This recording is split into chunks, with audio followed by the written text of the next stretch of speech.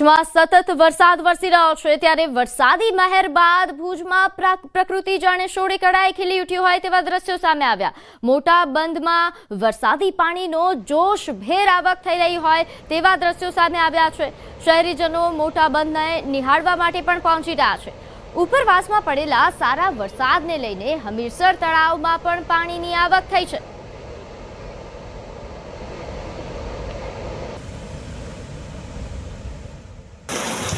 તો આ તરફ કચ્છના નખત્રાણામાં ધોધમાર વરસાદે મુશ્કેલી વધારી છે। નખત્રાણા વથાણ ચોક હવે જળમગ્ન બની ગયો છે। ભારે વરસાદથી નખત્રાણા લખપત રાજ્ય ધોરીમાર્ગ પર પાણી ફરી વળ્યા છે। હાઈવે પાણીમાં ગરકાવ થતા વાહન વ્યવહાર ખોરવાઈ ગયો છે તો હાઈવેની બંને સાઈડ ટ્રાફિક જામ થયો। પોલીસ પ્રશાસન ટ્રાફિક ક્લિયર કરાવવા માટે જોડાઈ।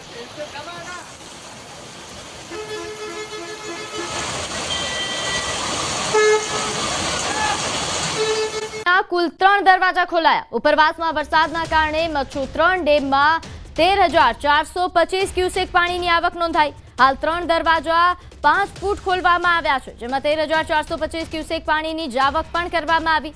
હેઠવાસમાં આવતા મોરબી અને માળિયા તાલુકાના 21 ગામોને એલર્ટ આપવામાં આવ્યું છે। મોરબી તાલુકાના ગોર, ખીજડીયા, વનાળિયા, માનસર, નારણકા આ ઉપરાંત નવા સાદુલકા તેમજ જૂના સાદુલકાની આસપાસ પણ પરિસ્થિતિ જોવા મળી રહી છે। તો રવાપર નદી, ગુંગણ, અમરનગર, બહાદુરગઢ અને સોખડા તેમજ માળિયા મિયાણા તાલુકાના દેરાડા, મેઘપર, નવાગામ, રાસંગપર આ ઉપરાંત વીર વિદરકા અને માળિયા મિયાણા, હરિપર અને ફતેપુર ગામને એલર્ટ આપવામાં આવ્યું છે। સુરેન્દ્રનગરના વઢવાણના મોટા મઢાદ ગામે નદીના પાણી ગામમાં ઘૂસી આવ્યા।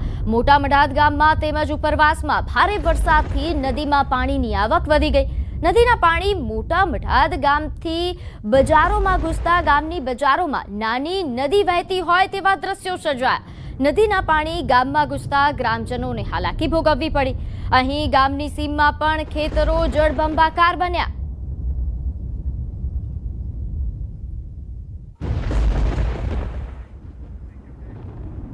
તો ભોગાવો નદીમાં પૂરના પાણી ઓસર્યા બાદ તારાજીના દ્રશ્યો સામે આવ્યા। આર્ટ્સ કોલેજને જોડતા પુલ પર નદીના કચરાના ઢગલા જોવા મળ્યા। રિવરફ્રન્ટ રોડ તેમજ આસપાસના રસ્તાઓનું ધોવાણ કરવામાં આવ્યું। ભોગાવો નદીમાં પાણીનો પ્રવાહ એટલો તેજ હતો કે નદીમાં રહેલ પૌરાણિક કૂવો પણ તૂટી પડ્યો। મહાનગરપાલિકાની ટીમ દ્વારા યુદ્ધના ધોરણે કામગીરી શરૂ કરવામાં આવી હતી। રતનપર, જોરાવરનગરને સુરેન્દ્રનગર સાથે જોડતો કોઝવે હજુ પણ સાવચેતીના ભાગરૂપે બંધ રાખવામાં આવ્યો છે।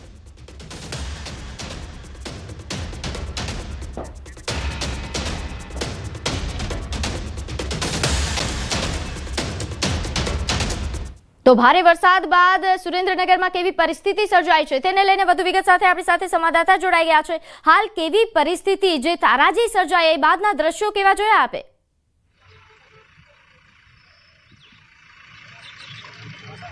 જે ચોક્કસથી વાત કરવામાં તો સુરેન્દ્રનગર શહેરમાં ગઈકાલે મોડી સાંજે જે ભોગાવો નદીમાં પૂર આવ્યું હતું અને 2 કાંઠે આ નદી વહ્યા બાદ જે આસપાસના વિસ્તાર તેમજ રિવરફ્રન્ટ રોડ સહિતનો જે વિસ્તાર છે તેમાં તારાજીના દ્રશ્યો સામે આવ્યા છે। હું ટીવી પરના દ્રશ્યોમાં આપને બતાવવા માંગીશ કે જે નદીનો જે મોટા ભાગનો કચરો હતો કચરો તમામ તળાવનો તે આર્ટ્સ કોલેજના જોડતા જે પોજવે પર ખસી આવ્યો હતો, જેને લઈને હાલ મહાનગરપાલિકાની ટીમ દ્વારા અંદાજે 30થી વધુ માણસો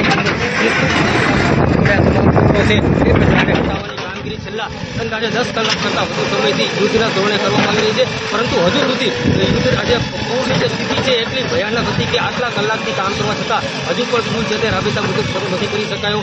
આર્ટ્સ કોલેજને જોડતો જે પોઝવે છે આ હજુ પણ બંધ રાખવામાં આવ્યો છે। જી બિલકુલ, અને સાથે સાથે જે રીતે આપે જણાવ્યું કે તળાજી બાદ હવે આ રેસ્ક્યુ કામગીરી એ પહેલા કરવામાં આવી હતી, હવે આ સામાન કચરો હટાવવાની કામગીરી થઈ રહી છે।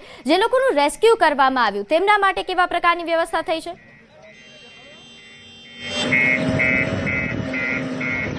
ચોક્કસથી વાત કરવામાં આવે તો સુરેન્દ્રનગર જે રિવરફ્રન્ટ અને બસ સ્ટેશન રોડ પરના જે નીચાણવાળા વિસ્તારોમાં જે લોકો રહેતા હતા એમાં અંદાજિત લગભગ 60થી વધુ લોકો છે એમને સલામત સ્થળે છે તંત્ર દ્વારા ખસેડવામાં આવ્યા છે। મહાનગરપાલિકાનું જે આશ્રય ઘર છે ત્યાં તમામ લોકોને આશ્રય આપવામાં આવ્યો છે। તેમના રહેવા જમવા સહિતની તમામ જે સુવિધાઓ છે એ હાલ તંત્ર દ્વારા કરવામાં આવી છે અને મુખ્ય જે આ રસ્તો છે આ અંદાજે 50,000થી વધુ લોકોને જોડતો જે પુલ છે એને રાબેતા મુજબ શરૂ કરવા માટે હાલ તંત્ર દ્વારા જે છે એ તમામ કામગીરી છે કરવામાં આવી રહી છે।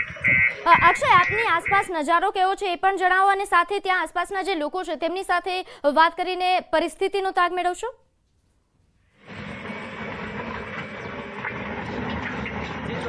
એ બતાવવા માંગીશ ટીવી પરના દ્રશ્યોમાં કે હજુ પણ જે ભોગાવો નદી છે એમાં જે પાણીનો પ્રવાહ છે રાબેતા મુજબ છે.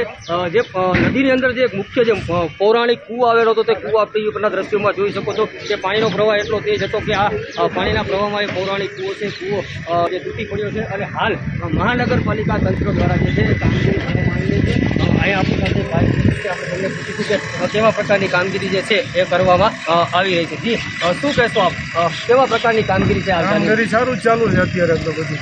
અત્યારે જે આ બંધ હતું એના કારણે કેવી તકલીફ પડે? બધાને બહુ તકલીફ પડે. બધાને આમથી છોકરાને નિશાળે ને બધાને આમ લઈ જવા માટે ફરીને જવું પડે ત્રીજા પુલે થઈ.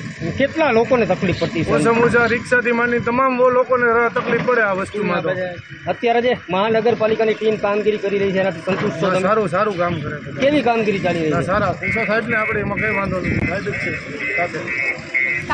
ચોક્કસથી વાત કરવામાં આવે તો તંત્ર પ્રયાસ કરશો. ધોરણે હાલ કામગીરી કરવામાં આવી છે. અક્ષય, આ કાલની જે પરિસ્થિતિ હતી તે પણ જાણવાનો પ્રયાસ કરશો આ લોકો પાસેથી. જી ચોક્કસ. ગઈકાલે જે પૂર આવ્યું ત્યારે કેવી પરિસ્થિતિ હતી? સીધી તો ફૂલ પરિસ્થિતિ ખરાબ જ હતી. કેવું પાણી જતું હતું? પાણી તો પુલ ઉપરથી લગભગ 4 ફૂટ ઉપર પાણીનું હતું.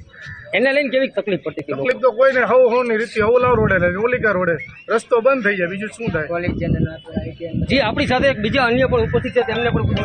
ગઈકાલે કેવી પરિસ્થિતિ હતી પૂરના કારણે? ગઈકાલે પરિસ્થિતિ જોવા જતા અમને ડેન્જર પરિસ્થિતિ છે. એનું કારણ શું છે કે અહીંથી અસંખ્ય વિદ્યાર્થીઓ, અસંખ્ય સરકારી અધિકારીઓ, કર્મચારીનો મોટા ભાગનો મેઇન રસ્તો આમ જોવા જઈએ જોરનગર માટે મેઇન રસ્તો આ એક છે. કેટલા કલાકથી આ રસ્તો બંધ છે? લગભગ 24 કલાક 18 કલાક દિવસ ખરો જ. અત્યારે જે કામગીરી થઈ છે એ કેવી લાગે છે? અત્યારે કામગીરી પૂરપાટ ચાલી રહી છે કામગીરી. હમણાં 2 કલાકમાં રસ્તો પણ ચાલુ કરી દીધો છે. નગરપાલિકાના સ્ટાફમાં એવું કહેવામાં આવે છે કે 2 કલાકમાં તો રસ્તો તમને ક્લિયર કરી આપશું. જે સ્થાનિકો છે હાલ જણાવી રહ્યા છે કે છેલ્લા 12 કલાકથી રસ્તો બંધ છે, જેને લઈ અને લોકોને મોટા પ્રમાણમાં હાલાકી પડતી હતી. હાલ તંત્ર દ્વારા અંદાજિત 2 કલાકમાં રસ્તો છે રાબેતા મુજબ શરૂ કરવાનું જણાવવામાં આવી રહ્યું છે. બિલકુલ, આભાર માહિતી આપવા બદલ. તો હાલ જે રીતે સંવાદદાતા અક્ષય જણાવ્યું કે જે પરિસ્થિતિ સર્જાઈ હતી ભોગાવો નદીમાં પૂર આવવાના કારણે, ત્યારે હાલ જે રેસ્ક્યુ કામગીરી કાલે સારી રીતે કરવામાં આવી. હવે તમામ રસ્તાઓ પર જે બંધ હતા તે પણ હવે ચાલુ કરવામાં આવી રહ્યા છે.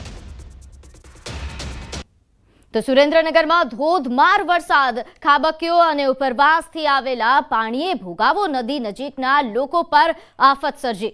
રિવરફ્રન્ટ પર રહેતા લોકોના ઘરોમાં પાણી ઘૂસી ગયા. ભોગાવો નદી ગાંડી તૂર બનતા રિવરફ્રન્ટ પર પાણી ઘૂસી ગયા હતા. રિવરફ્રન્ટ રોડ પર આવેલા નીચાણવાળા મકાનોમાં પાણી ઘૂસી જતા ઘરવખરી પાણીમાં તણાઈ ગઈ. તો રિવરફ્રન્ટ રોડ પરના મકાનોમાં અંદાજે 5 ફૂટથી વધારે પાણી ભરાયા છે, જેના કારણે નાના બાળકો, મહિલાઓ અને વૃદ્ધો કફોડી સ્થિતિમાં મુકાયા. આ પાણી નદી છોડી છે, બધું રિવરફ્રન્ટે પાણી ફરી વળ્યું છે. 5, 6, 8, 9 ઘરમાં પાણી ફરી વળ્યું છે. રાંધવાનું બાંધવાનું બધું ખાઈ બગડી ગયું છે. મારું ફેંકી તણાઈ ગયું છે. પીપળા ફરી ટીવી બીવી બધું બગડી ગયું છે. અમારા ઘરમાં પાણી ગરી ગયો, થામ તણાઈ ગયા, બધું ગયું. નાના છોકરા છે, ક્યાં જવું અમારે? તેના કારણે પાણી કરી ગયું. પાણી આ નથી, નાલા છોડા, 2 નાલા છોડા ક્યાં ભાગી ગયા? મેં કયો લ્યો.